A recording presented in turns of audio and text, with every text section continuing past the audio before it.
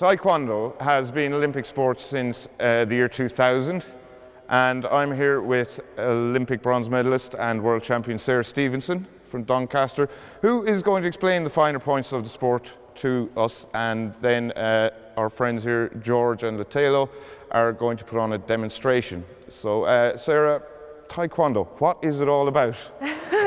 Well, basically we just try and kick each other in the body or the head and try and get more points than the opponent by the end of the 3 rounds.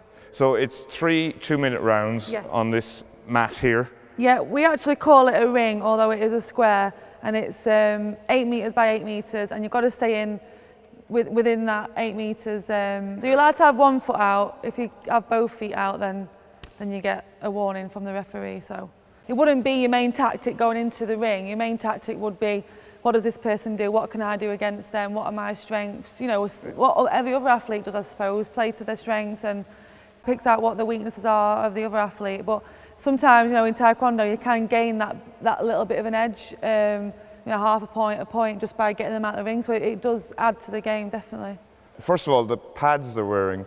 Yes. That's how you register scores. Yeah, this is electronic, and we usually wear feet pads, but they've not got them on. That's all right. So the electronic feet pads, you know, when they connect with the body armour, then a point will come up on the screen. But obviously, if George covers and Latelo hits his arm, then it's no point. What about the head guards? They're not electronic. The judges will score headshots. So only judges now, they only score headshots and punches.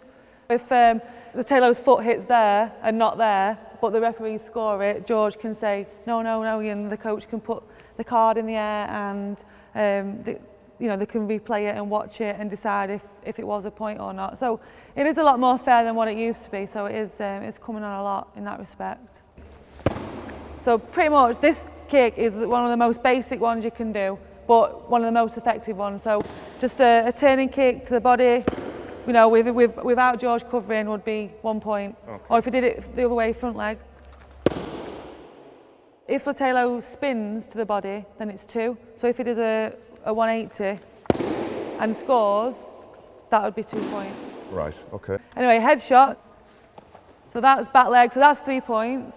Okay. And then if George does a spin, that's 4 points. Okay. So it's the same, just with a spin, it's just an extra point. We don't really like score a lot of punches, but like if one person's coming forward and then the other person closes down, then sometimes it's the easiest way to score a punch. So if George is going to go and do like a back leg and he blocks and punches, then if the referees think, yeah, that was a good punch, we'll score it. And we can't really protest punches. Okay.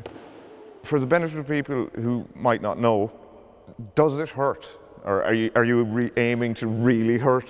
I don't think it does. Do you think it hurts? No, I think you get more hurt, as in winded, probably in training. Okay. In the ring, you don't really get hurt, as in like winded or anything like that. So it's not like boxing, say, where you... In boxing, it seems like that's the aim, you know, to knock the other person out. But in Taekwondo, it wouldn't really work because you just get so angry and frustrated trying to think, oh, just knock them out, and then all of a sudden they've knocked you out. You know, and that's kind of how it can work. In the Olympics, if you were to win gold, how many fights do you have? 4. 4. Basically, if you lose to any of the 2 finalists, then you can fight in the repechage. So you could lose first fight, but you could lose against one of the people in the final, and you get a chance to fight for the bronze. We try not to focus on the repechage. We want to try and get to the final.